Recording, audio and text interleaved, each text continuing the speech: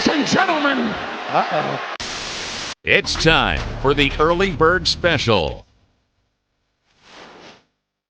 Bringing you the best stories from the world of sports and sports entertainment. Now, here are your hosts, Sparky and Burdick.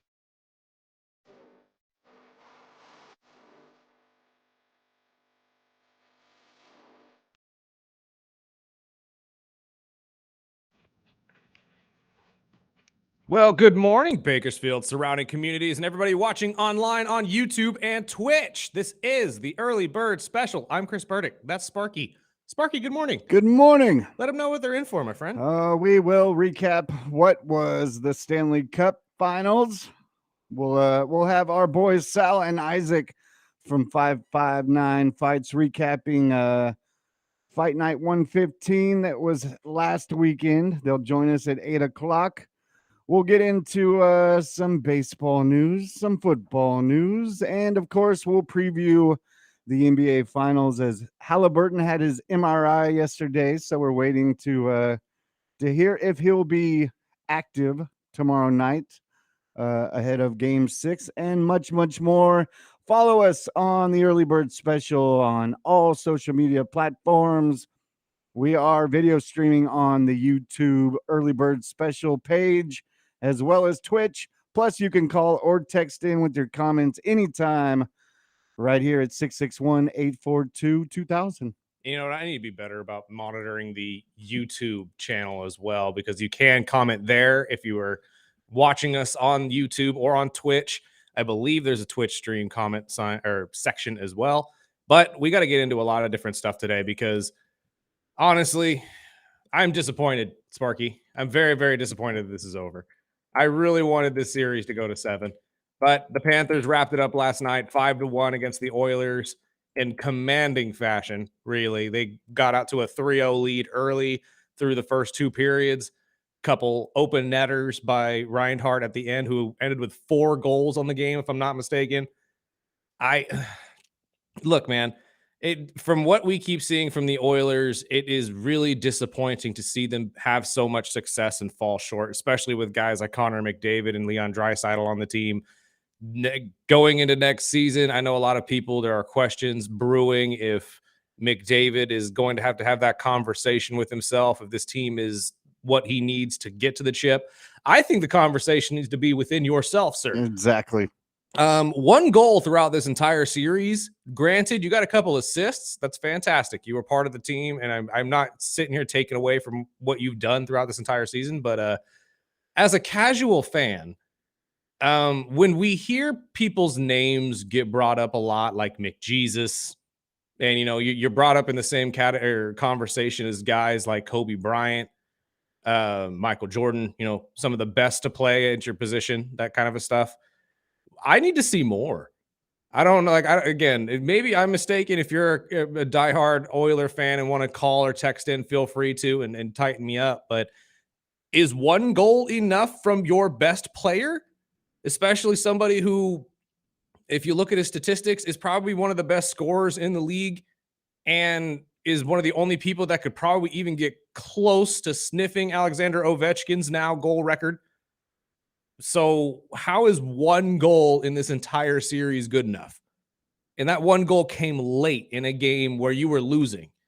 And now you have to face, if you're the Oilers, because now you're losing one of your better goal scorers in this playoff run in Perry, because he's going to be a free agent next year. You got to figure that out. There's multiple people in Florida that are going up into free agency, including Marchand and some other star players that I'm sure they'll re-sign and try to run it back for a 3rd straight cup. But I don't know. How do you feel about this? I was disappointed with this game. I turned it off. Honestly, at the beginning of the 3rd period, I believe. That's when I was like, it started feeling that way to me too. I said, you know what? They're only down 3, and I say only because I've seen these teams come back down 3 before. So I said, okay, maybe we get some Pacers-like comeback. But it didn't look like they were even there. Once it hit like the 10-minute mark, I was like, all right, this is done. And I pulled this from Greg Wyshynski because he kind of said the same thing about McDavid. He was a non-factor tonight in a way that I think should be a little disturbing for McDavid and his supporters. Listen, he's going up against a great defense. He's going up against 2 guys in Alexander Barkov and Sam Reinhart who are both nominated for the best defensive forward in the NHL this season. You get past them, it's a great defense. You get past them, it's Sergei Bobrovsky. But, this is the kind of game for a greatest of his generation type athlete like Connor McDavid, where he really needs to put a stamp on things. They needed to get on the scoreboard first in this game, and try as he might, it didn't happen. And at the end of the day, he comes away from an elimination game loss with no points on the score sheet, and that's got to really, really sting. I was asking yesterday, or at least asking for one more major viral moment from McDavid like we got in Game 7 of last year, where he was just pleading to his team like, this is the finals, we need to step up. My question now is still where was he? I don't get how we're just kind of glossing over the fact that he only had one goal in this series, and he was a non-factor, not just in this game, but really throughout the entire series. So I don't know. You have to address that, I believe, if you're Connor McDavid, before you even start thinking about if the Oilers are the problem. Because if you really look at it, Perry kept you alive. Draisaitl won multiple games for you in overtime in this run to keep you guys in this chase. And where have you been, Coach? That would be tough to lose both of them. It really would. But a team that has at least been in the series. But what I was laughing at, I turned it back on when they were all doing the post-game celebrations, and I saw them drop the Stanley Cup. Oh, good Lord. Yeah. And they did break it. I was like, damn. Leave it to Florida. Leave it to Florida, who are partying absolutely up and down the streets of Miami right now for their second Stanley Cup. And it well deserved. This was easily the best team in hockey, especially after the Brad Marchand trade. But it just, I don't know. I'm just disappointed because I feel like the Oilers are better than what we saw last night. I don't think we saw the best of what we could have seen. And they did their best, but when you give up two late open goal scores to go down 5, that's demoralizing. And it really sucked to watch after a while. I like you just really after halfway through the third, I said, okay, this is over. I'm turning this off. Well, in the post-game, head coach Paul Maurice had this to say on, being fired by the Jets and, winning back-to-back championships. I had 4 of the best fishing days of my life in June. And then on June 4th, my phone rings and it's a number I don't know, so I don't answer it. Why would I? And then I get this really profane text from Trip Tracy, I believe, answer your phone, with other words mixed in, and it's Bill Zito. So from that day to today, this is going to sound crazy. It's actually not the Stanley Cups. Careful what I say. Watching these guys interact with each other, that's been the gift to this place. That's been the best thing for me. We become, when you're burnt out, you are exhausted, cynical, and you believe you're not effective. Those are the 3 components to it, and that cynicism is real. It was somewhat life-altering this year to watch the way they treat each other, and to realize I could treat them the same way. I love what I see from them when they play. They are always fun to watch. The Rat Pack is really fun just to see how relentless they are in the defensive side, not to mention offensively when they need to be. I don't know. I'm I'm disappointed because I was rooting for the Oilers. I'm not going to lie to you. I wanted to see it, at least Canada get one in 30 years would be nice, but I don't know. I'm not Canadian, so don't take it that far. But I don't know. I like seeing the underdog story come true every so often. You know what I mean? Well, I think the NBA Finals will be over tomorrow as well, so we can unfortunate part. We can start talking more baseball. Maybe that's what I'm more depressed about, is that these have been so good, and now I got nothing. It's all over. Well, baseball's been entertaining too. Yes. But it's still not nothing beats playoff sports. And when you lose it like this, I shouldn't say lose it, but when it ends and you don't want it to, it's heart-wrenching. I'm not ready for this, Sparky. I'm not ready. Another thing, with the hockey season completely over, and I'm still gonna roll with OKC in 6. I think the finals are over.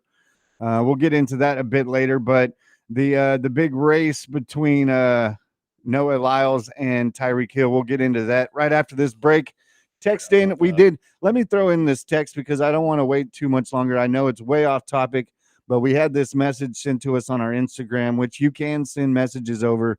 But it goes back to wrestling when we were talking to KG yesterday, and the listener said Jay turns heel when he loses to Cody. Jay's upset because he was injured in the tag match at Money in the Bank and had to defend the championship against arrested Gunther, and it's all Cody's fault. So I wanted to throw out some love because we will take your messages whenever and wherever you put it. And That's an interesting take. I never really thought Jay would that's be why the I one to wanted to go throw heel, it. but I don't know. We can get into that here and after the break as well because we do need to take a break, pay some bills. But it's an interesting concept. I like that idea. I don't know if you're going to get it that far. I think this is just going to come down to two faces that are just super popular, and they're going to see if they can get a good pop out of it. Unfortunately, though, I think you and KG may be right. I think it's going to be Cody and Randy, which I really hate to see because I'd love for it to be Jay and Sammy. I really would. I both matches would be really fun. Really, anything you get out of this Final Four is going to be fun. What if it was Cody and Sammy? I could see that happening as well. I mean, again, that's what I'm saying. It could be Randy and Jay. It could be either. Yeah, we'll get into that and much, much more right after this break. We'll pay some bills. This is the early bird special, and a big shout out to our boys over at Harris Barbecue. They are kicking it at the new location, and we'll talk to them probably a bit later next week because I want to hear about some barbecue deals ahead of 4th of July. But we are the early bird special on ESPN Bakersfield, 12:30 a.m. 101.1 FM.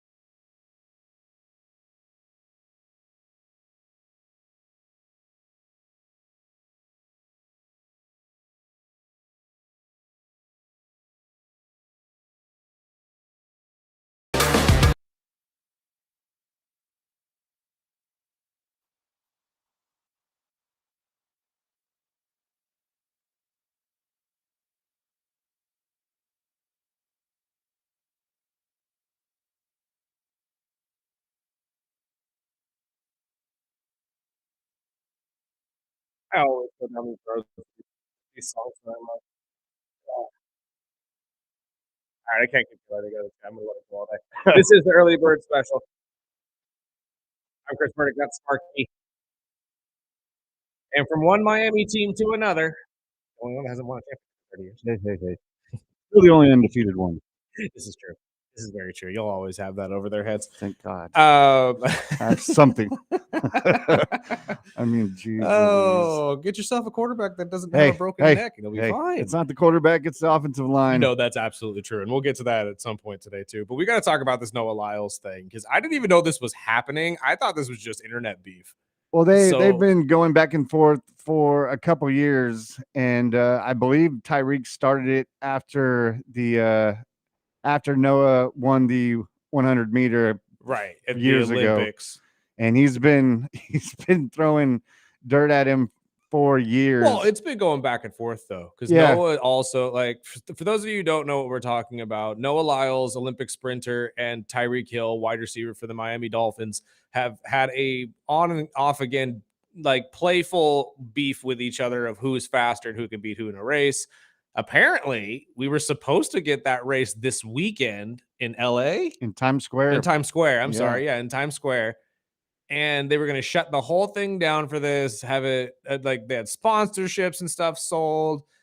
And then Noah Lyles comes out yesterday and claims on Twitter that he has to cancel the race due to personal reasons, that he can't, it was going to happen, but it can't happen this weekend.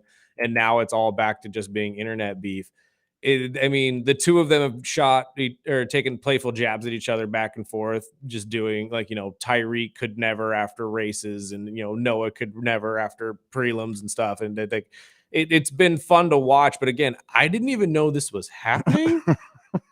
I know it was going to shut down New York for a while. That was the plan. That's And what he I said mean, that was going to happen. Tyreek did a trial run. I think it was last week where he got the 10-1 Yeah, in the 100, which and that's when he Noah's threw up, time was what, 9.7, something like that. And that's so when he's he got threw a up good. the Tyreek the Noah could would never.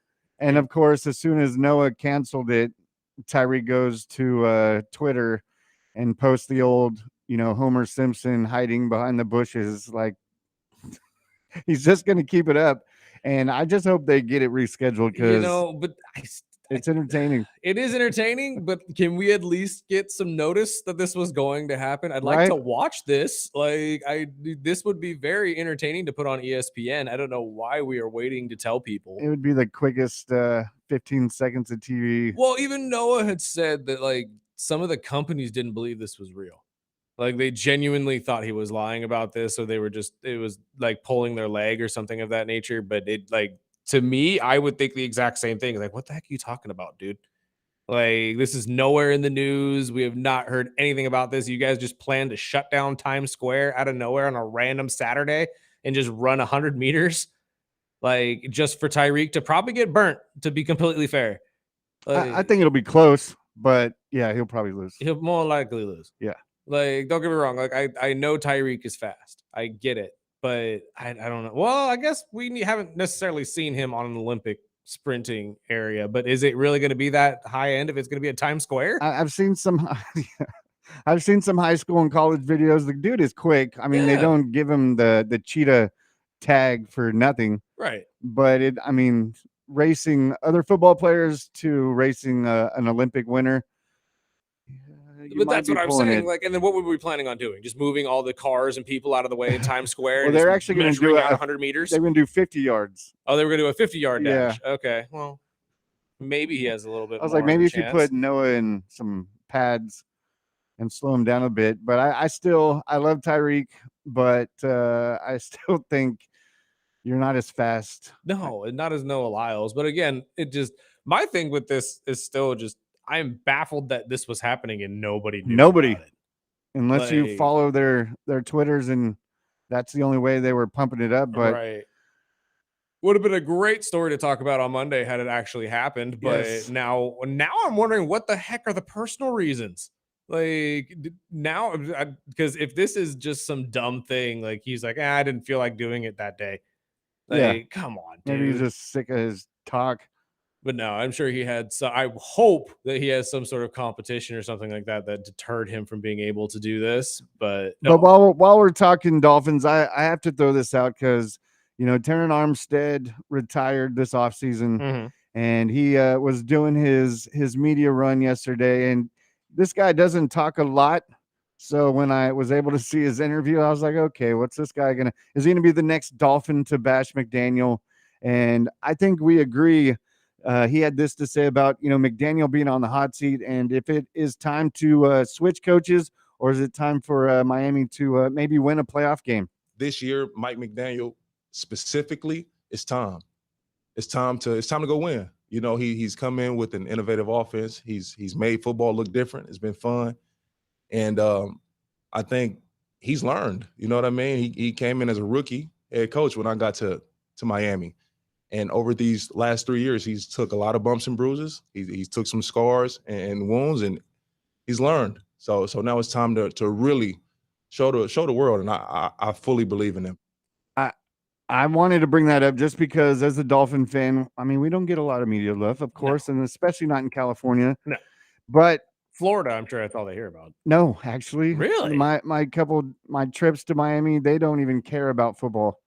Hmm. And it was mid-football season, and I was surprised because at the time the Heat and the Bulls were playing in the conference finals, and they didn't care about the Miami Heat. And we were right in the center of downtown Miami. If you weren't at the game, they didn't care. I had to ask the bartenders, like, "Hey, can we put the Bulls game on?" And I mean, just looking You're at in Miami and you asked to put the Bulls yes, game yes, on. I not did. the And I was wearing my Miami game. Bulls gear, so Oh my lord! I made some good friends out there in Miami, but they are great people out there. But I definitely changed my mind because for 2 decades I wanted to be in Miami before I died Mhm. and move out there. No. I will take Georgia over Miami any day. But going back to Coach McDaniel, I think this is the year that he has to either prove it or hit the road, Mhm. because I think if the Dolphins don't make the playoffs and win a game, I see the GM and the head coach both hitting the road. Mhm. And I would expect the same thing I've been saying since we started the show, is if Tyreek starts more drama, gets incarcerated again, or stirs up any more drama, I wouldn't see him getting past the first 4 or 5 weeks of the football season. I think they'll count. All right, we're parting ways. Yeah. And hopefully that doesn't happen, because that'll be a little bit tougher for McDaniel to get to the playoffs and win a game. But the number one thing is if Tua can stay healthy. We saw it. Tua looked good last year Mhm. until they looked like they didn't have a plan B when Tua went down. Mhm. We saw a roulette of different quarterbacks, and this year they've turned out. They've moved a lot of the veterans outside the building. Whether it's Armstead retiring or other players that they've kind of just, okay, we're not gonna bring you back. Mhm. And there is a lot of young talent in that roster that not a lot of people, if you're not a Dolphin fan, you probably don't know who, the Malik Washingtons and guys like that. But they've got to lock in Jonnu Smith, because this is starting to concern me after we've started camp and Jonnu is still sitting out aside as, Ramsey. I think they pick up Jonnu's deal and give him a little extension, but they've got to trade Ramsey. Like, what are we waiting on? That's my biggest question: is why has it taken this long to trade Jalen? I mean, it's got to be the contract part of it. So, like, these teams are more than likely not wanting to eat the majority of his contract, and Miami wants to ditch, if not all of it. But I think the Jonnu move is going to deter, or I'm sorry, it's going to come after the Ramsey move, because you need to free up the cap space in order to actually sign him the money he would want. And a lot of Dolphins fans are still stringing for that hope that Ramsey is going to come back. He's not coming back. No, he's done. He's done. It's much like with the Rafael Devers situation with Boston. It's not that he doesn't want to play a specific position with you. He just doesn't want to play for you, as he can't. He's done with playing with Coach McDaniels. And honestly, going back to that too, I wanted to highlight this because I agree with you that this is the year he needs to win in order to keep his job. But I've seen a little bit of a different mentality from him this year. The more happy-go-lucky nature is gone. The goofiness is really not present. Like I think he's finally kind of, I don't want to say wised up because that's not the right word. Grew up. I don't even think that's the right word either, but he's taking it with a different sense of maturity. He's taking this year with a different sense of like, okay, I want this now. Like when he was at first signed with you guys, it was more of like, okay, I'm happy just being a head coach for the first time. Like this is my dream. I'm living it. That's awesome. Everyone loved you for it. But now I'm looking at him, especially with the comments about Jalen Ramsey, I think a week ago, where he says, frankly, I don't give a dang what my feelings are about it. Clean that up. Seeing that, and that's what you should be thinking. Like, I don't care what my feelings are, do not matter. And that's essentially what he said. But he's like, nothing about what I think matters. It's about what produces on the field. And that's exactly the mindset he needs to have.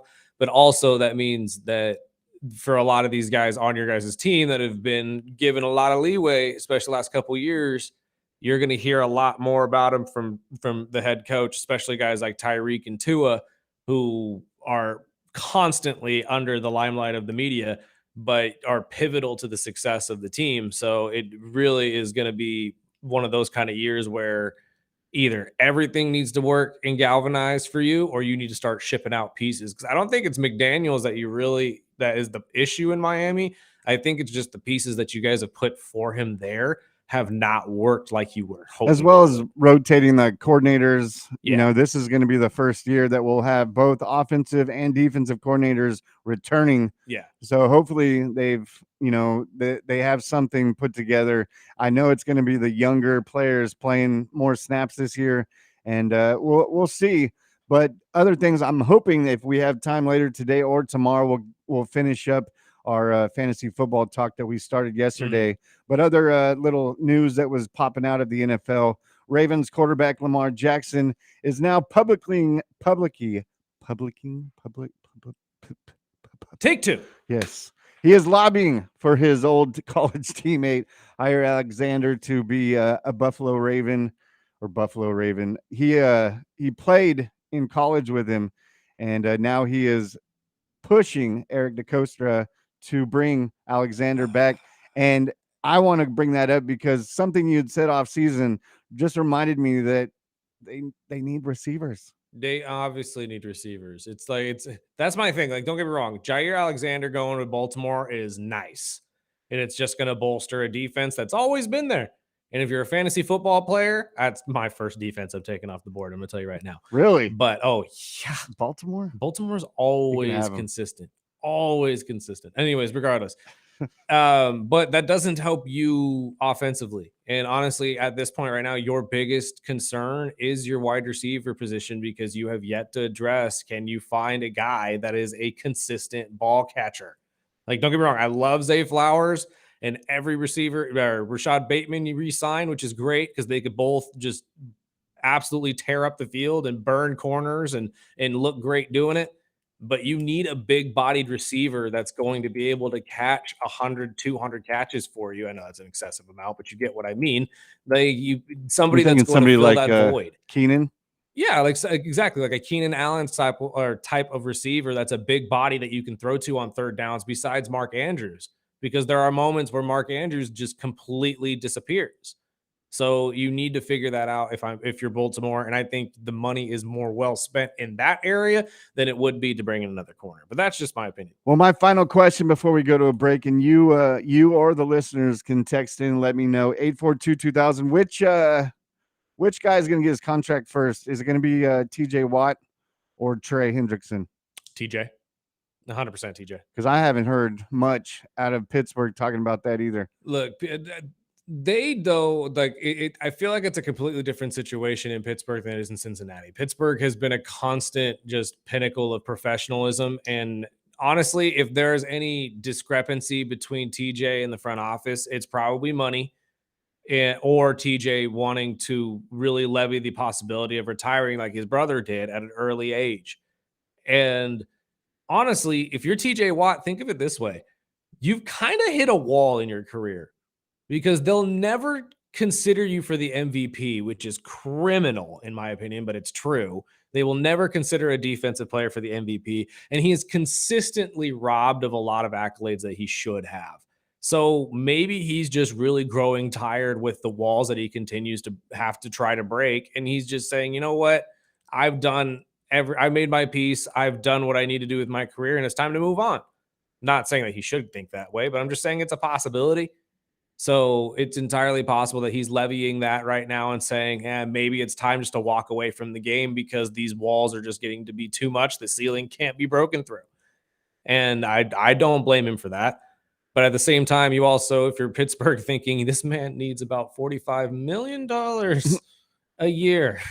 Yes. That's a lot of money. And I know that's been the Rogers circus this offseason. So I'll go to Peter Schrager before we go to break. I think TJ Watt. I know both sides are really motivated to get something done here. They don't want to go into training camp and have this thing drag on. The Rodgers domino fell. Deshaun Elliott's a nice player to have, but this was always going to be, let's get Rodgers in camp. And I think the TJ Watt deal has to get done. Now, from what I'm told, both sides want it to get done. Obviously, TJ Watt's going to want a certain amount of money. Question is it a game of chicken where it's, okay, TJ Watt takes a deal that the Steelers offer, and then a week later, Micah Parsons blows his deal out of the water, and we're in the same place that we were beforehand. So it's always interesting to see when you're talking top of the market guys, who is going to take that offer first, who's motivated to get it done first, and who's willing to wait it out. Often we deal with the quarterbacks this way, but now with the pass rushers and what Myles Garrett and Max Crosby got this season, you're dealing with TJ Watt and Micah Parsons, who both believe they should be top of the market too. Who gets their deal first? Who agrees to a deal first? Could be really a game of chicken between those two guys, more so than the team versus player. God, that's a good point too. I didn't even forgot consider all that. about Micah. Yeah, no, and that's exactly the point that I think that they're probably at, is more of like, okay, well, this guy's going to get this much money. Well, how much is this guy going to get? Like, And everything will fall after the first one signs, but everybody wants. But regardless, the odd man out here is Trey Hendrickson, who again, I still feel like he just isn't getting paid because the team is being stupid about their money. Yes. Like, I'm not even gonna say they're being cheap, because they're not being cheap. They're just dumb with where they allocated their money, and they're hoping players will take handshake deals where they can essentially just sit there and say all of your guaranteed money isn't going to you anymore. And that's not fair to the player. And I don't blame any of them for not wanting to sign any kind of a contract that has that kind of a stipulation. Yeah, as soon as, Trey and their first rounder are just sitting there like, come on, dude. Well, because again, it sets a precedent that if you do sign that, other teams are going to try it with their players. And then who does it all really fall back on? And Shamar's like, I'm not going to be that guy. Yeah, Shamar and Trey are not going to be those guys to sign that kind of a contract. But we'll get into some baseball news right after this break. We are the Early Bird Special on ESPN Bakersfield, 12:30 a.m. 101.1 FM.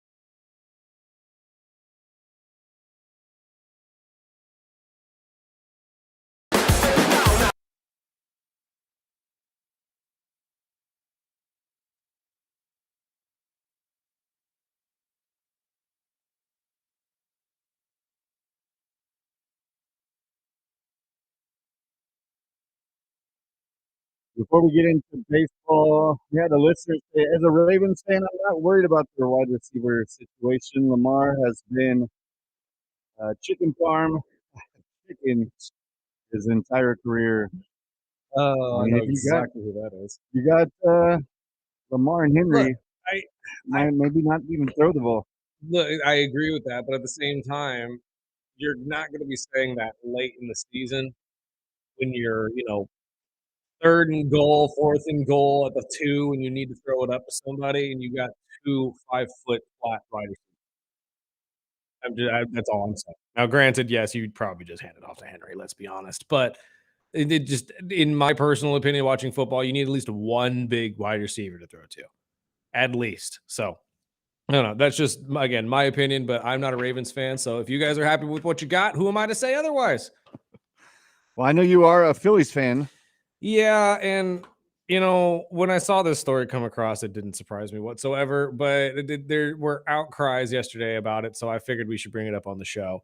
If any of you have been watching baseball, the Phillies have been doing pretty dang well, but Nick Castellanos has actually revived his season, or his I don't want to say his career with the team, but last year he was awful.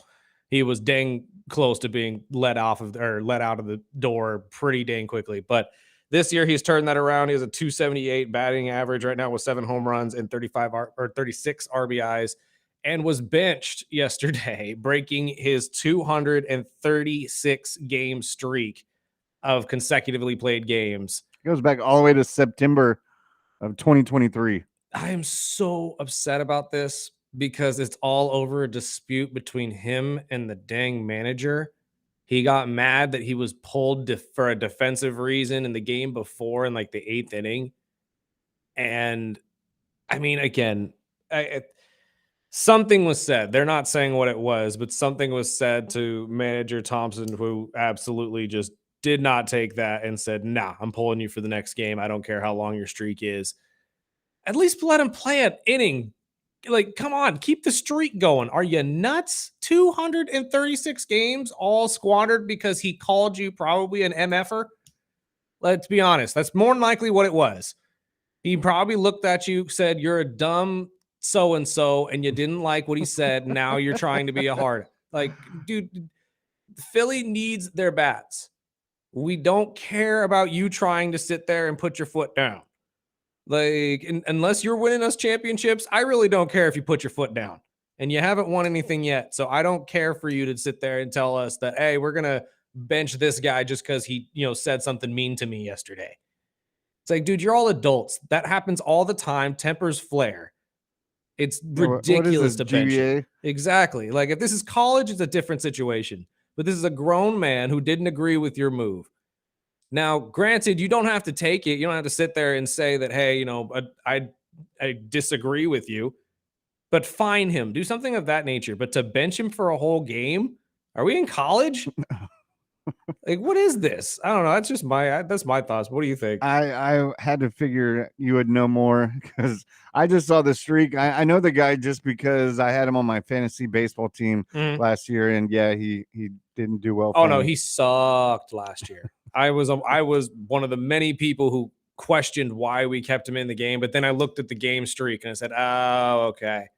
And plus, he has his moments of stepping up for the team and making big plays, especially for some reason, because this is the guy, for those of you who like at least know baseball on the internet, he's the one that usually hits a major home run when something bad happens.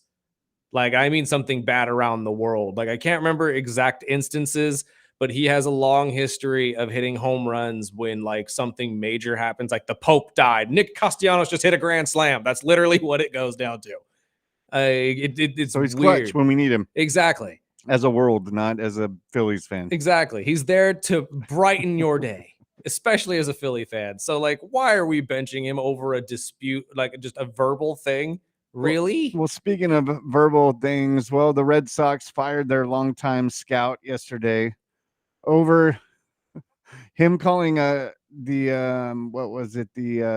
head of baseball operations, Craig Breslow, a effing stiff during a Zoom call, and he thought his mic was muted. Guys, rule number 1, check the mic. Rule number one of any kind of meeting, whether it is virtual or not, yeah, exactly. Check your mic, make sure everything is dead before you even start talking.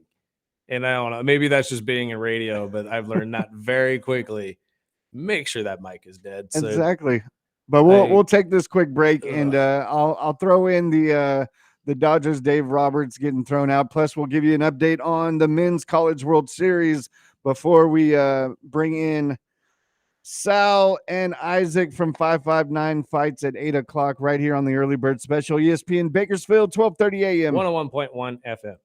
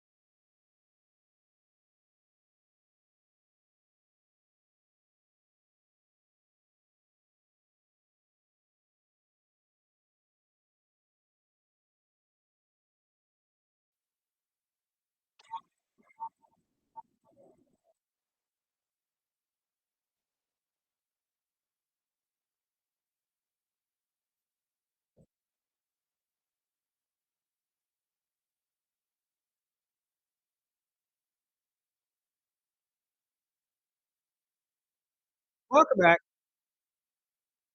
This is the early bird special. I'm Chris Britt. That is Sparky. One last segment, real quick, before we get to our guests of the day. We got a little bit more in the world of baseball. As Sparky's going to tell you exactly what happened with the Dodgers last night. You know, Oh, you'll love to hear it come out of his mouth. oh yes, of course. Well, Dave Roberts was ejected from the game for arguing with the umpire after Otani was hit in the leg by a pitch. Again, this is all stemming because there are multiple instances Uh-huh. where a couple Dodgers, Two- Dodger pitchers threw at a couple Padres players. These are two teams that absolutely do not like each other. And Manny took one in the hand, if I'm not mistaken. I saw the Fernando one.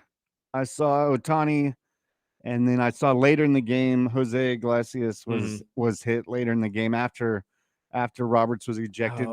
But I had a Dodger friend text me. You know, they have the the giveaways that they do at certain games, and yesterday they had the replica of the World Series championship, the trophy, and everyone was. Padre fans were pissed and Dodger fans were laughing before the game as they were saying, this is what a championship looks like. And it got chippy even in pregame while they were doing warm-ups. But yeah, when Roberts kind of lost it after Otani was hit and saying it was intentional, and he was ejected, the Dodgers ended up pulling out the win. More than likely was intentional, to be honest with you. I'm not gonna, that's how baseball works, dude. Yeah. Like, that's just how it happens. I mean, we'll get into a different fight here in a second that was much more entertaining in my opinion. But no, it's again, one guy throws at a different or at one player, especially a star player like Manny or Tatis, and you're gonna get someone thrown at. He took one in the leg. Like, let's calm It down. could have been a lot worse. Yeah, like he didn't throw at his head. He didn't throw at his hands. Like he threw one at his leg. So again, they're going to be trading pitches back and forth. Now, if this continues into tonight's game, now you're going to have a problem. And I expect the umpire to throw the first pitcher that actually tries to throw a pitch at somebody tonight. But it's baseball, man. It's really not that big of a deal. Robert's getting thrown out. It happens all the time. I'm happy he came out and defended Shohei in the first place, but it happens more times than people realize. So, well, we'll go over to the Men's College World Series as I believe they start Friday. No, actually, games are the actual World tonight. Series. Yes, I believe Friday would be I think it's Friday, Saturday, and if Sunday.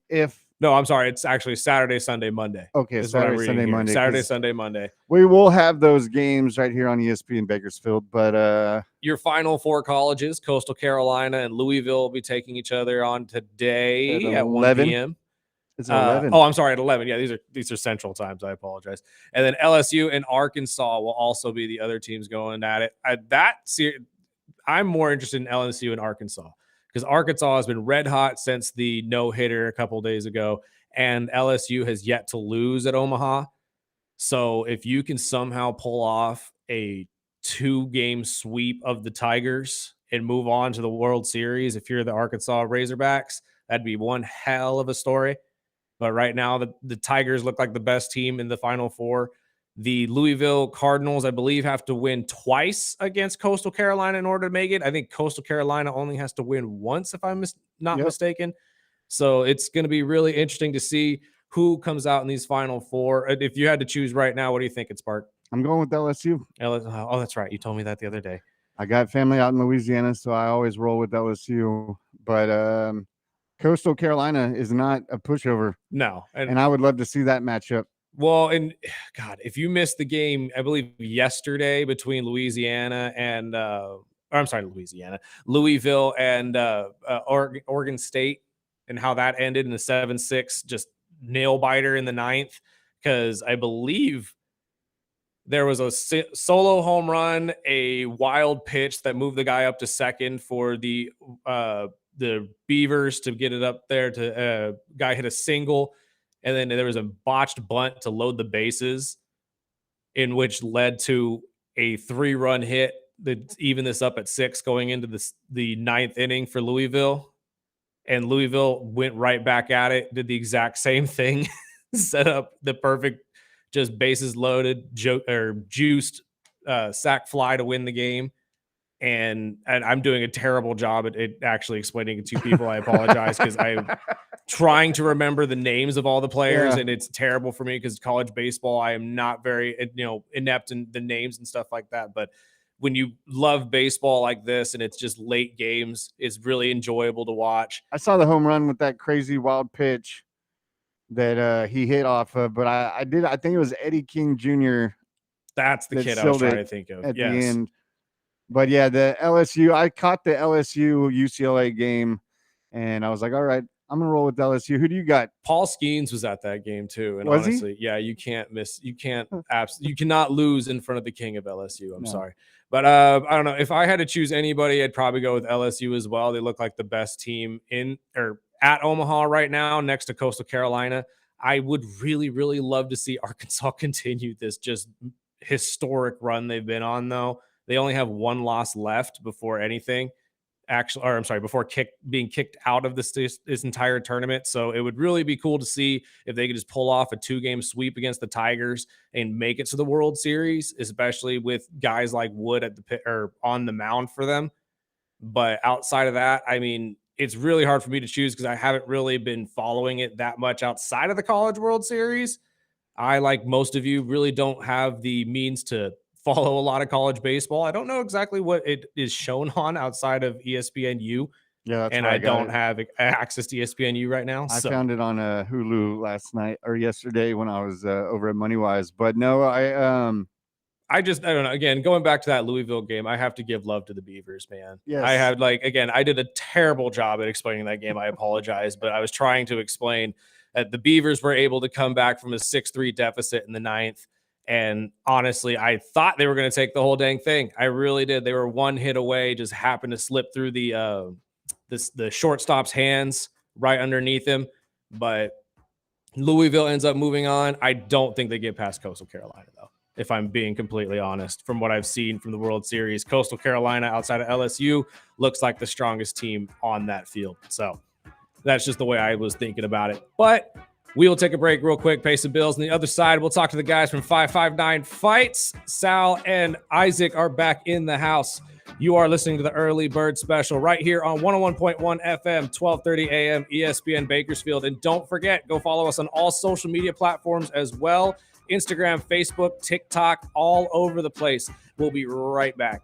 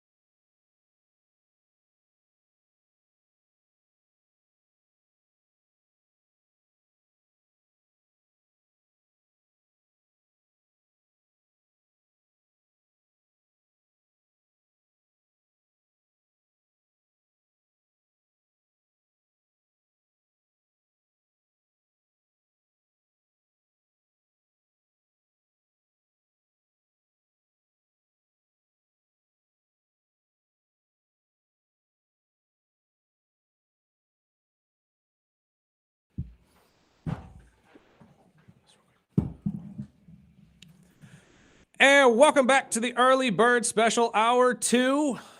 I'll put these over here. And we are back with the boys from 559. Sal and Isaac are back in the house, boys. Congratulations on your win, Sal. Sorry about yours. It's Isaac. all good, man. It's all good. How'd you guys go? Or how do you guys think it went, though? Obviously, it was a pretty solid turnout out at Eagle Mountain, I hear. Oh yeah, it was sold out. Yeah, it was a Full house. Looked like very good turnout. Yeah. Was Sad it- to have my loss there, but Who wants to start? Do we want to start with the win then, or we want to start with the loss? I'll get mine out of the way. Sad news ain't good news.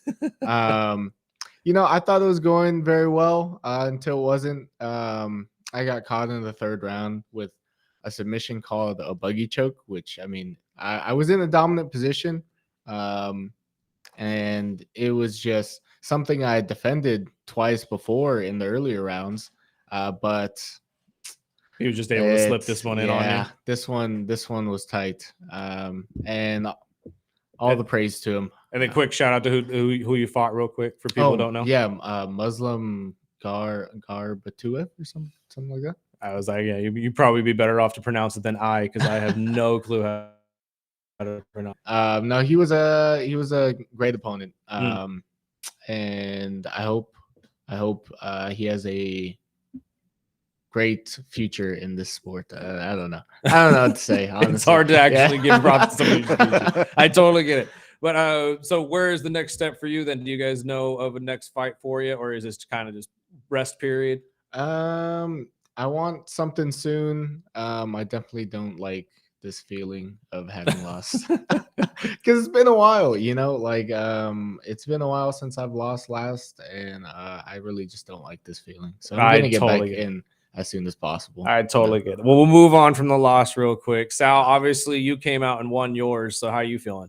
I'm feeling great. Yeah. I came out pretty unscathed from that fight, so it went about as Which on 11 days notice obviously is something to be proud of, I would think. Yeah, for sure. I think coming off the last fight before that, it was like almost 5 weeks previous to that fight. I was still kind of riding off of that training camp, so I wasn't in like terrible shape, but I wasn't obviously the most prepared I could have been for that fight. But it still went. It's pretty much as good as it went, as it could go. Like, I've been waiting to land a nice knee to the face like that since I turned pro. So I got it and put him out, and yeah, here we are.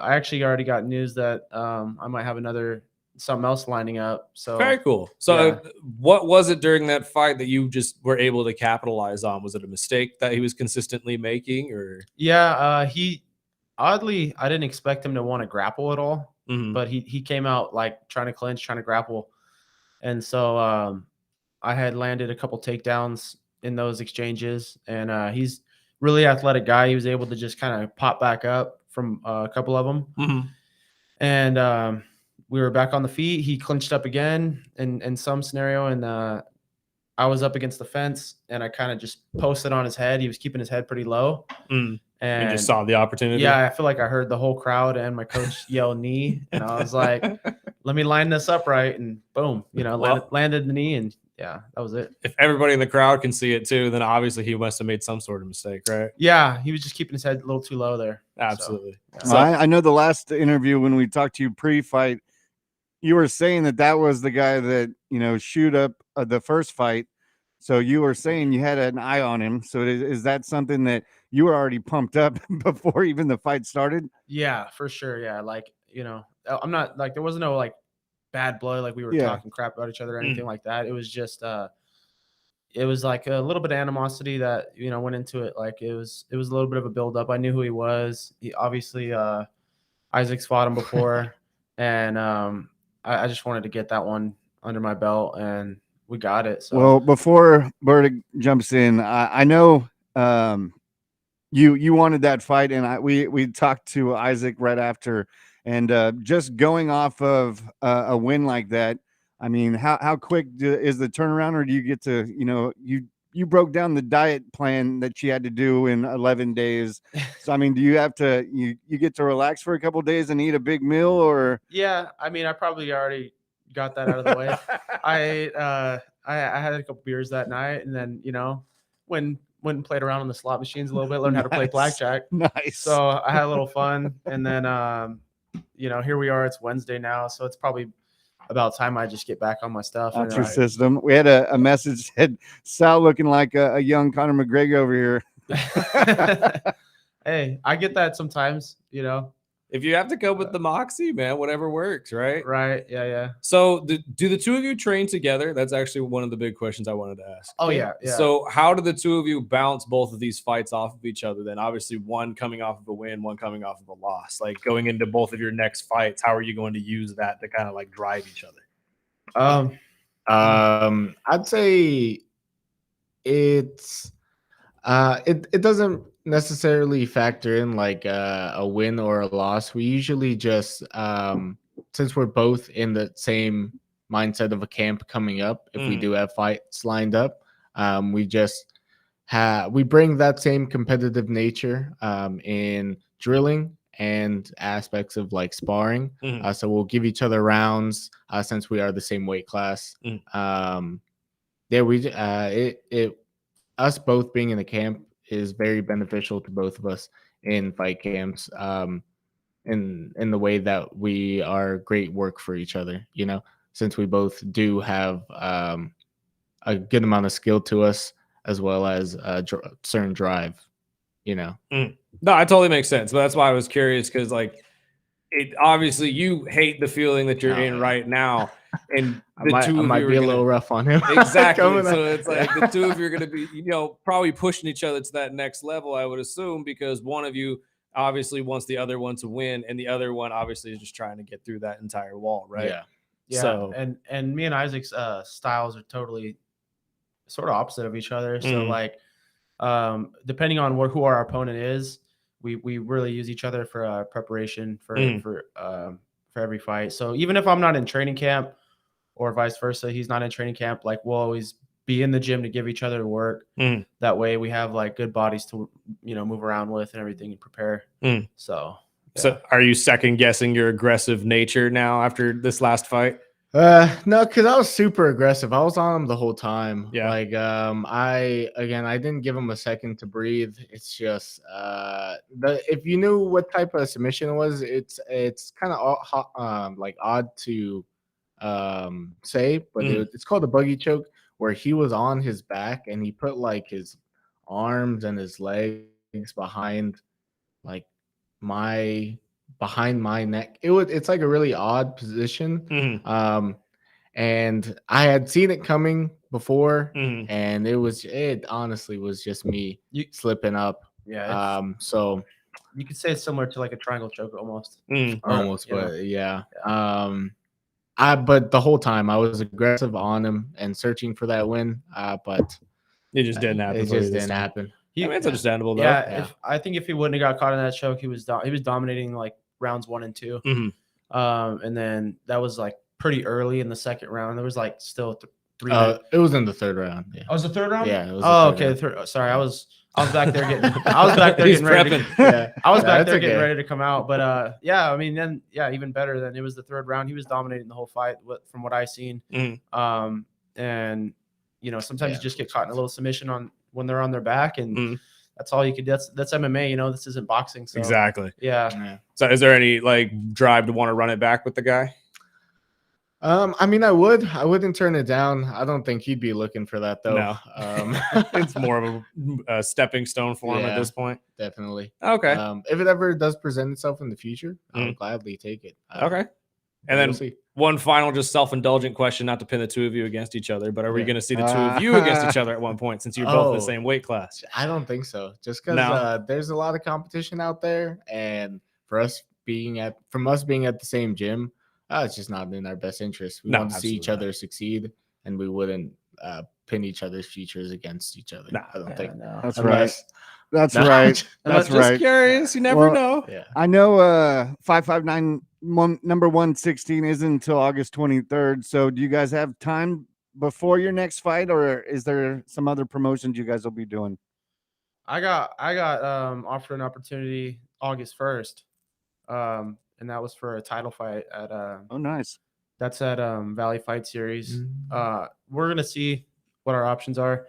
We may He may take that. It just depends. Mm. But I would like to get back on a 559 card. I think they put on a very professional show, and they have a lot of eyeballs on them. So Well, obviously sold out last time, right? So yeah. So you want to, you always want to go for quality shows and do the most with what you can. You don't want to just take fights anywhere and everywhere. You know what I mean? So a lot of guys do that, but I like 559. So we'll see. I'm going to talk to my coach more about it, and then we'll find out the exact details, and we'll let you guys know. Right on. absolutely. I was just going to say that you got my numbers, so just let us know. My last question is, with a lot of fighters out there and young fighters, that want to get into this, what would you tell a young fighter? I'm sure you're training with some youngins and kind of teaching them the way, but I mean, I don't know how old you guys are. You look like you're under 21, so I don't know Well, if they card you or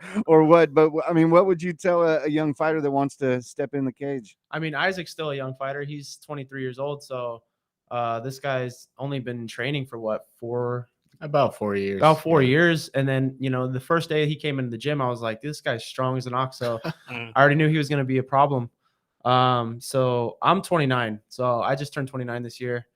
I'm not the youngest fighter, but I've been in the game for quite a while. I've had some layoffs and everything, and some inconsistencies, some injuries and stuff. But I would tell guys, if you're gonna go into this sport, don't go in 1 foot in, 1 foot out. Just be in be in 100% if you're gonna do it, and look forward to not eating on holidays. And it's not everything you think it is. God, I remember when I suck. first got into fighting, I just thought you show up and you scrap. There are so many aspects to it: promoting yourself, selling tickets, dieting, training, drilling, Nonstop relationships. It's waking up early for radio shows. Exactly. No, those are the good parts. you really got to treat it like a business. Like Yeah. you're your own business, so you just decide But how much you want to put into it. So yeah, just as anything, you'll start to notice the fruits of your labors depending on how disciplined and how much you're willing to put in. It truly is a beautiful thing once you're able to realize the dream that is there. If you are able to put in everything that needs to be put in. So if you were an aspiring fighter and you're still questioning if this is something you want to do, I'd say it definitely is worth it. You just have to put in the time. You lost me. I can't eat on holidays. Yeah, I exactly. can't not have turkey on Thanksgiving, brother. Sorry. no, Oh, I man, mean I holidays. enjoy Thanksgiving for sure, but just maybe fast the next day and Yeah, go You run can- 5 you can miles or find your something. way around. you have to run with the trash bag on and all that stuff. Yeah. Haven't done that since high school. How have you seen the sport change over the years? I mean, you're 29, so it's still changing, but Yeah. from when you first started and over to Isaac, how have you seen just in the 4 years have changed, maybe in your mindset or just overall in the sport? Both have changed a lot over the years. I think it's an evolving sport. It's a pretty young sport still. So there's our coach, he fought back in the dinosaur days. You know what I mean? And even previous to that, you have the early UFC days where it was mayhem. It didn't get a lot of respect. I think nowadays it gets way more respect than it used to, and it has a lot of eyeballs on it. And the future is bright for MMA, but that fighter pay's got to change a little bit. I know I see these football players and I'm making waiting a lot for it to crazy. hit boxing levels too. Yeah, It's amazing to me how much money is still in boxing that hasn't transferred over to MMA yet. Crazy. yeah, it's there's a little bit of greed going on somewhere. Yeah, somewhere But- along Of the lines. course. But I mean, course. if that's why you have to have love for the game. If you don't love this, then there's no way you can put everything into it and feel the benefits of it, because it's not all about the money. But at the end of the day, we do got to make a living. And I will say this, I've worked pretty much a full-time job and balanced training with family. I have 2 kids as well. So, balancing your relationships with work, with training is very hard. Sacrificing a lot of time. Yeah. So don't look, if you're going to go be a lawyer, go be a lawyer, but I mean, there has been guys that have been in the UFC that have been school teachers and things like that, and they just left that and went to fighting because they had so much love for it. If you're able to do that, then make it happen. But like I said, it's like a business, so you do got to make money at the end of the day. So just be aware of that. Make sure you promote yourself and put everything you got into it if you're gonna dive into it. So. Sounds good. Yeah. Well, that's all we got for you guys. But thank you so much for your time again. We really appreciate it. We'll have you guys back on before your next fights. And again, thank you so much for your time. And we just appreciate it. Yeah. Thank you guys. Thanks, brother. We got to take a break real quick, pay some bills. You're listening to the Early Bird Special here on 101.1 FM, 1230 AM, ESPN Bakersfield.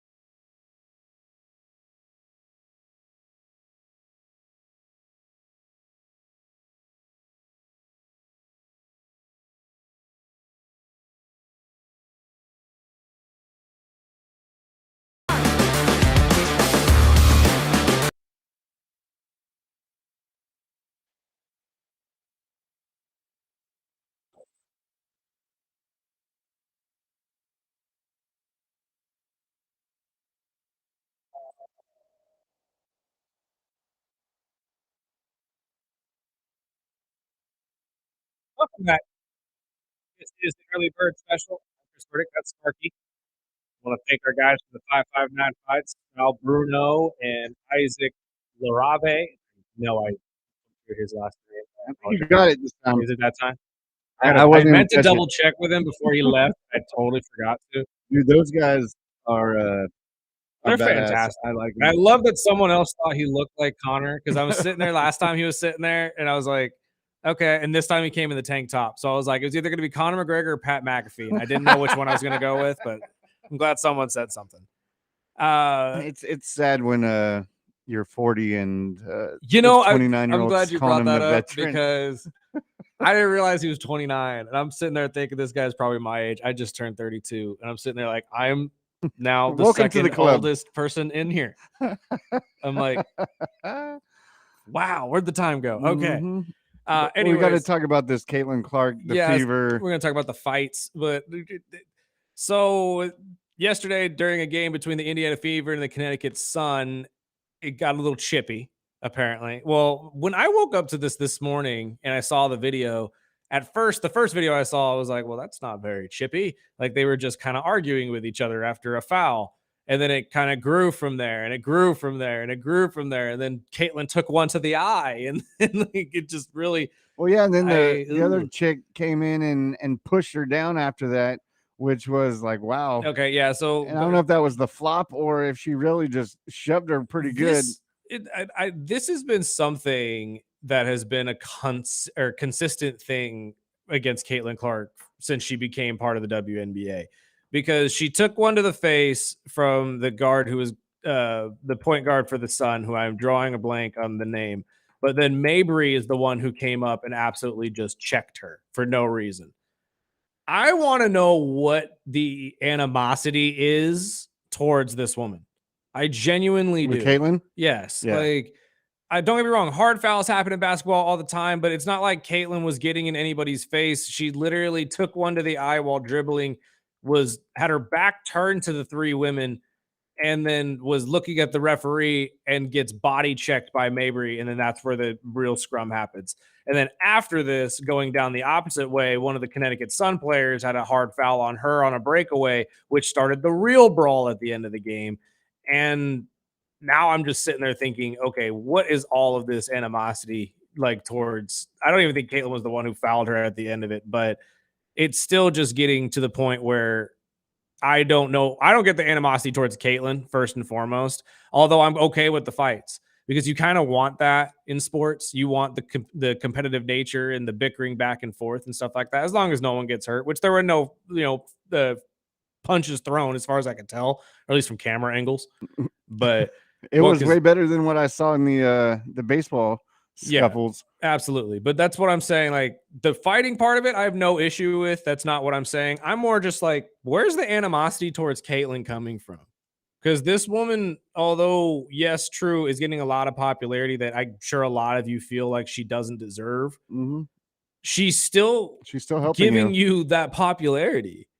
And honestly, the fights are helping too. I'm not going to sit here and lie to you. The fights are what make us want to come back to watch more. But it's just like, why is everybody so hateful and spiteful against Caitlin Clark like this? Like, I really don't understand.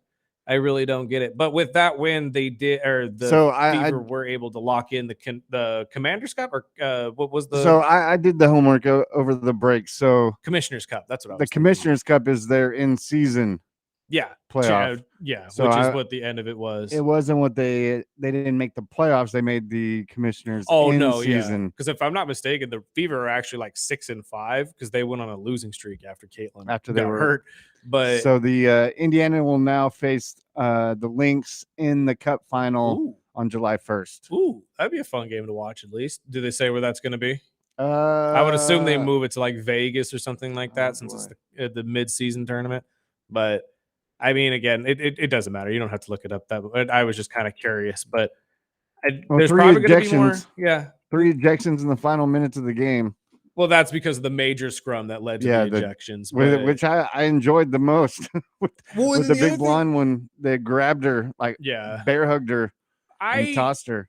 I don't understand too. Going back a little bit before that to the Caitlin Clark foul, Caitlin also was assessed with a technical. I'm not sure why, but It was the weirdest thing. But again, I like the chippiness and the competitive natures.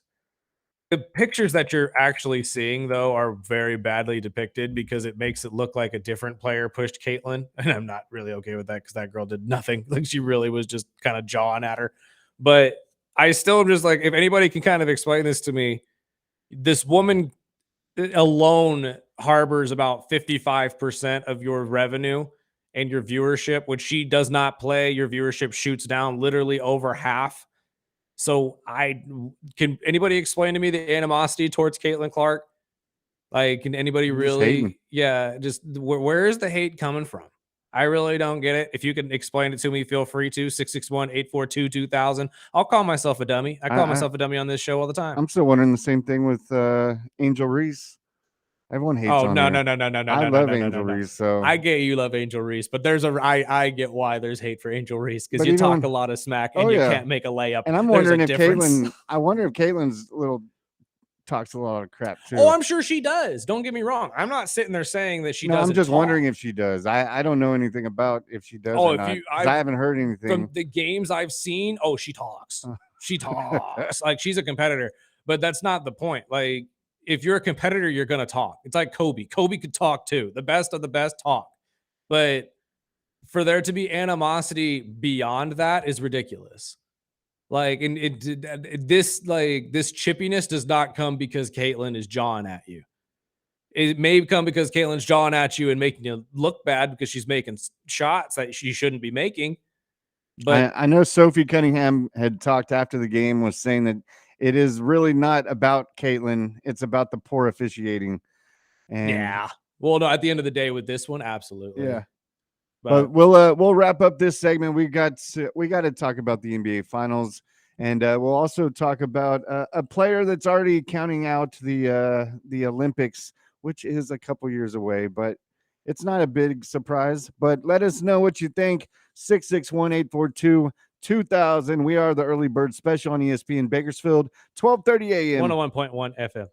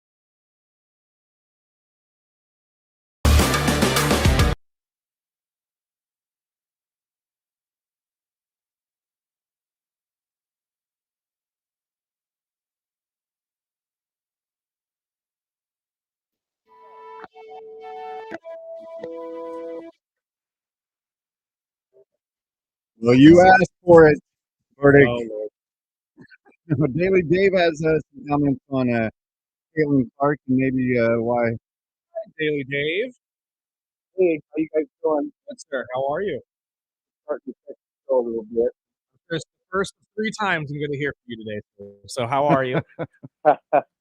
I'm trying to set a record. You're right. Absolutely. There you go. What do you got Yeah, for us?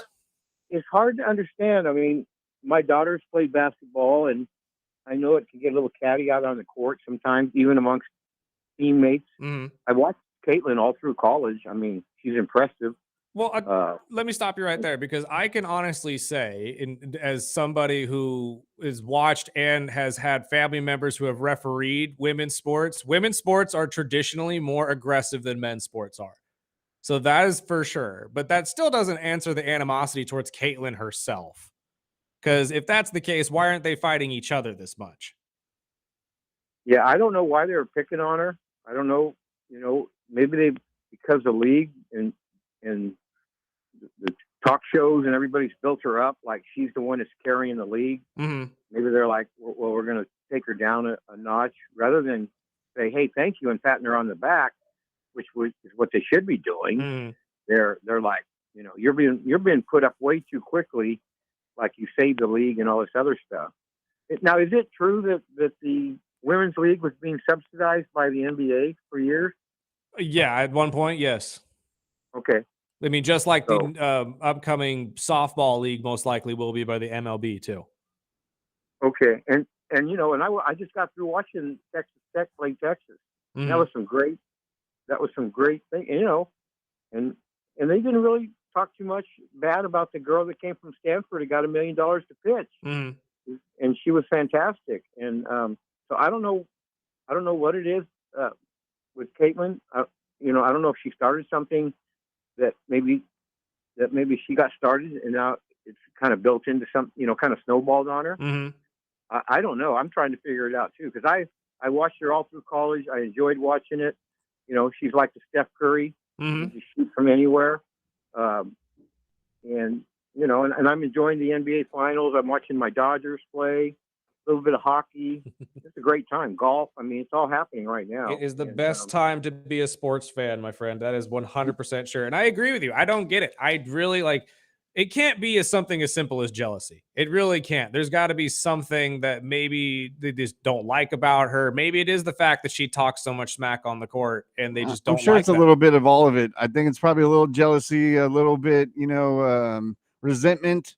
And, you know, of course, it's competitive. Yep. On top of all that. So I'm sure this won't stop. And, you know, hopefully for her and the league that they'll continue to grow and, you know, we'll get some more competition before the playoffs.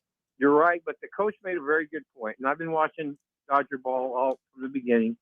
And the balls and strikes the umpires are having a real hard time distinguishing. And, you know, they talked about the NBA the other night, the jump step or what do they call it, the Euro step, The extra or step. changing your pivot foot or the push off. It's Oh, like, the pivot foot's not a thing anymore. I can tell you that right now. Well, definitely one of the things you just brought up is that has been a big topic is the push off. Yep.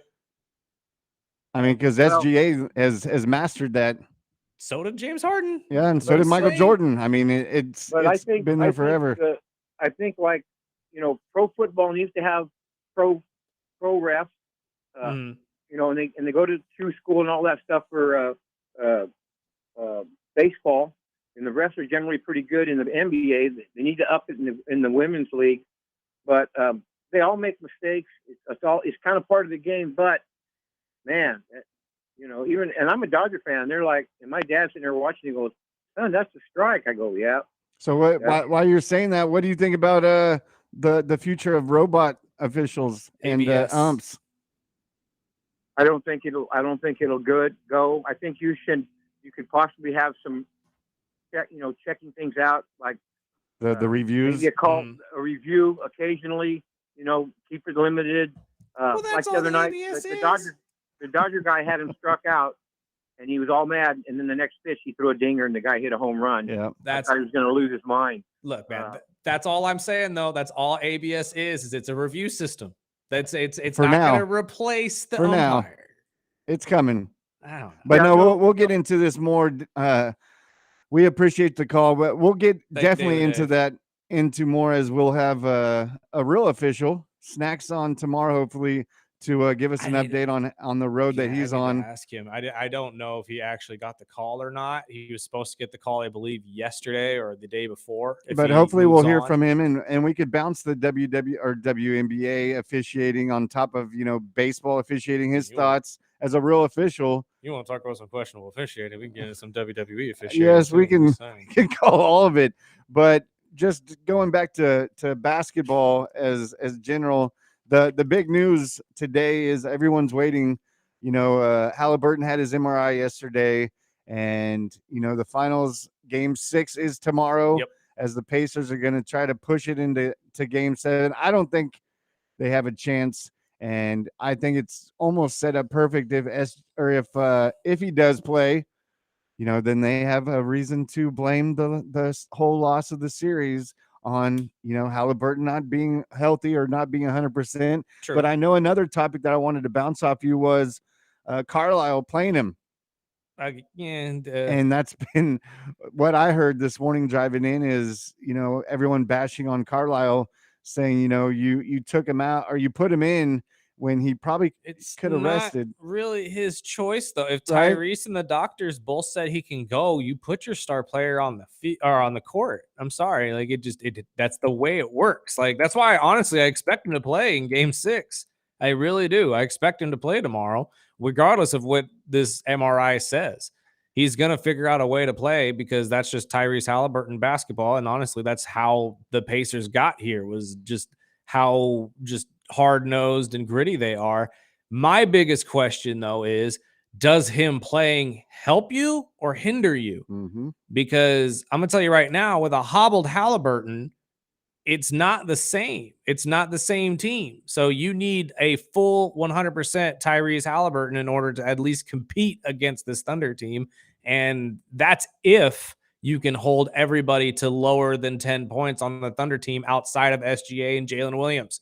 Yeah, and Freddie Coleman had this to say. He's pretty much saying what a lot of people are saying. I think they'll find a way to rally around each other, no matter how long he's going to be out there. And believe me, my Freddie Spider sense is telling me he ain't going to be there. What if he's not out there? I still believe they'll that win. The Pacers can win in the I sixth? still believe that they'll have more than enough to win a game 6.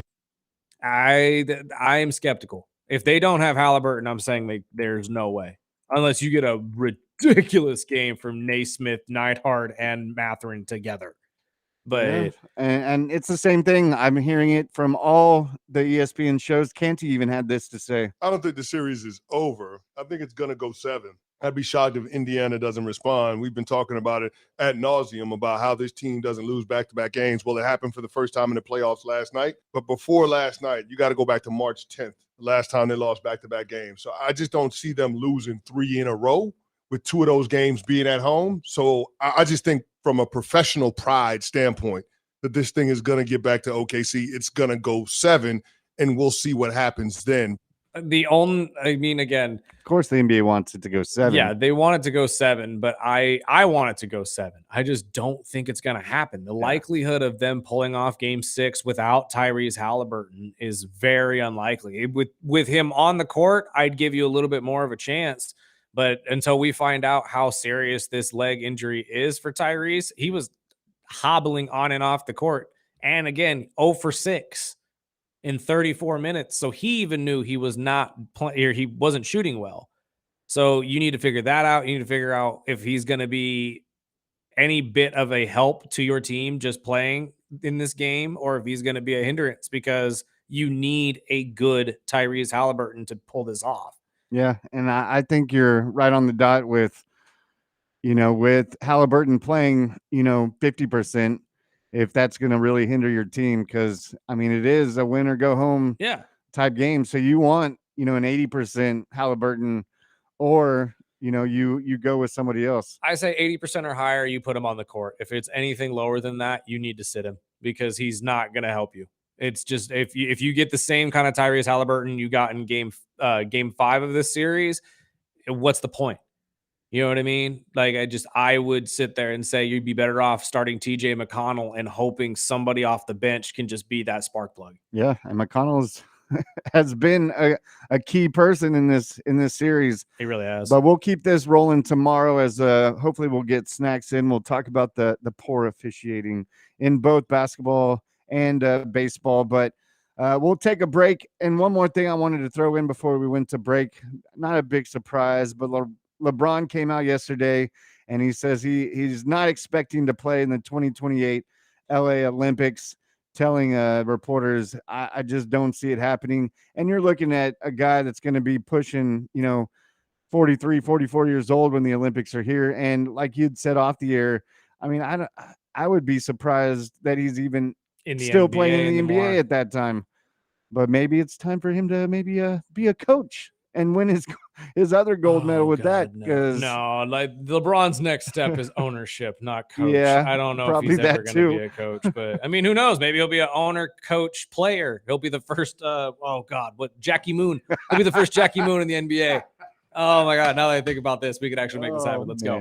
I'm doing it. Well, we'll wrap up the show tomorrow. We will have hopefully snacks, and then I am Michael Hopper blanking. Yes, is tomorrow, I the believe. one I've been waiting for.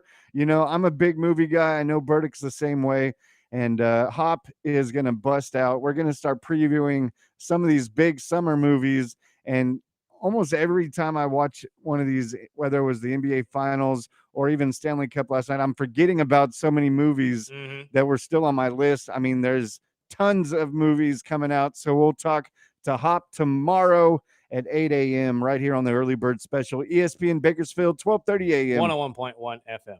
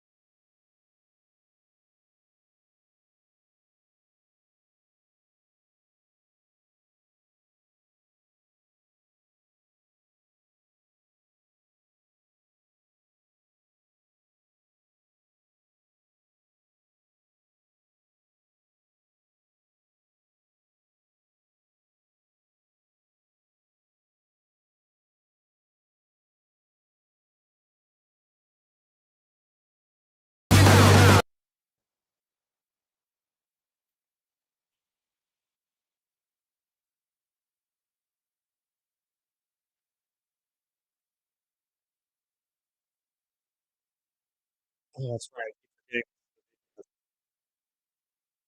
What's going on? Mm. You gotta get over it, man. Chester's gone. Care. And before we move away, I forgot to mention that the Pacers swapped draft picks yesterday, which I don't think I've ever seen a team that's still Well, in action yeah, do making that. roster moves or trade moves. You know what's funny is I was thinking the same thing because, well, the draft is next week. Those of you who don't know for the NBA, which we'll get into next week a little bit more in depth of who's going to be at the draft and who should be taken in the first at least 10 picks. Doubt we'll go anything further than that. But what was interesting to me was what if they had traded a player? Right. Like, what if just like you had Or heard for a player. yeah, like Pacers trade away. I don't know. Obviously, it would never happen, but like TJ McConnell or something like off the bench, Matherin got sent in a trade. Like, would he be able to finish out the finals? What if they swapped players with the team that were playing? Which is entire, yeah. That's Trade McConnell for Caruso. I would assume that the trades that go on right now can only be draft capital, obviously. But the thought popped in my head, and I immediately said, I wonder what would happen if they actually tried to trade away a player right now. I never really even, because like you, like I never even considered that was a possibility of happening during the finals. So the Pacers traded their 23rd pick in next week's draft, as well as a G League player. Mm-hmm. To the Pelicans for a 2026 first round pick that was originally theirs that they reacquired from New Orleans. But what I've read so far out of that is that they were just trying to clear up some space because one of their main views in this offseason is to re-sign Miles Turner. Yes. As he's going to be a free agent. So well, this frees up about $3.2 million for the team. And honestly, how they got this draft pick back is kind of funny because for those of you who are wondering, well, the Pacers have never traded with the Pelicans or haven't traded with the Pelicans the last couple of years. It's because this technically came through Toronto. So this went all the way around back full circle to them in the first round, which I think is actually pretty interesting. But the move to re-sign Turner, I think, is a smart one because he has been one of the mainstays on your team for a long time. And honestly, kind of like the Udonis Haslem thing in Miami, when you have a guy who's been on your team for this long in terms of just fanfare and team chemistry, when you remove him or you don't bring those guys back, regardless of how good or bad they are, it really leaves a mark on the team's morale and it could really hurt you for the next year. And to be honest with you, I don't see any reason for them not to try to make some moves and actually make this work for Turner because he has been the best option for you at center for quite some time outside of Kobe's nephew, who you also have at the moment. So at this point, I wouldn't be surprised to see all of that money be allocated towards a new contract for Turner going into the offseason. Because moving out of the first round of this draft as well probably would be smart because you were getting a 23rd overall pick, which probably wouldn't have helped you very much. And next year's draft class is already looking to be a little bit more, deep. Stacked, I should say, yeah. So I like you was taken aback by it because I didn't know you could even do this. Yeah, neither did I. But it is what it is, and the Pacers have now moved out of the draft and moved into the 2026 draft. So that's interesting to see. And then one last story before we get out of here because I thought it was interesting, and we talk about this all the time how crazy fans can be. So why not end on one of those kind of notes, right? So.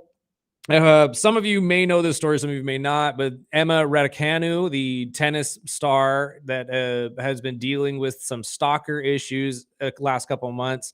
Apparently, let's give a little bit of backstory. This man had been apparently following Emma around at various locations, had approached her at a coffee shop not too long before the last tournament that they had seen each other, gave her a note and some other stuff. And went on his way, but he giving stalker-like tendencies very much. And this is not the first time he's done this with several. He has done this with several different tennis players over the last couple of years. Emma is just the most recent that he has been infatuated with. But apparently, there has been news that he was attempting to buy tickets to Wimbledon to go watch her play at the front row. Last time This man was at an event. She saw him in the crowd, literally broke down crying mid-match, and he and her had to be removed from the premises and stuff. She had to forfeit her match and all of that. Tennis has been really taking this seriously about all of this, like, just really the protection of their players, because obviously that's what it really boils down to.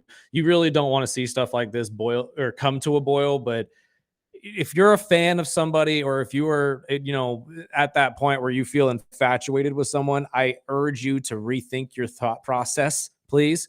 Seek some help. Yeah, remember that you don't know these people personally. You can be infatuated with their game and what they do on a personal level. That's fantastic. And if you meet them in real life, I encourage you to at least say hi, or, go and make some sort of connection. But when it reaches to this level and this guy's trying to buy tickets to Wimbledon, thank God Wimbledon has an incredible security system where they check everything. They literally do a background check on you if you buy tickets to Wimbledon. And it's happening a lot more. So do what you got to do to protect your players. I love what I see from this. But if you are a fan that, maybe takes a little bit too far, we talk about those fans who cause fights at games and stuff like that. Come on, man. Dial it back. Come back to reality a little bit. Go touch some grass, okay? You don't know these people personally. Let's leave them alone and just be safe about it. That's all I ask. But that's all we got for you today. This has been the Early Bird Special. We'll be back tomorrow, 7 to 9 a.m. We'll talk to our guy Snacks about the NBA Finals. Hopefully not the final game in Game 6, but we will see. This has been the Early Bird Special. We got to get out of the way for the great Rich Eisen. Sparky, let's get out of here.